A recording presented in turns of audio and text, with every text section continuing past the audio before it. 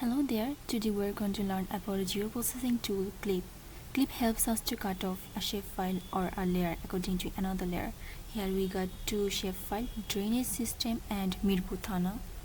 Here we're going to show the drainage system within the Mirpur Thana. So let's start.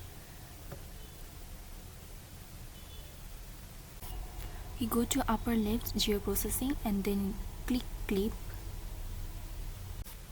Here in input feature you have to input the shapefile that you want to cut, the drainage system, and clip feature according to which you want to cut, Mirpur Thana. Then OK. Now wait. Lower right you will see the word clip and it will show if it's done and a new layer will be created.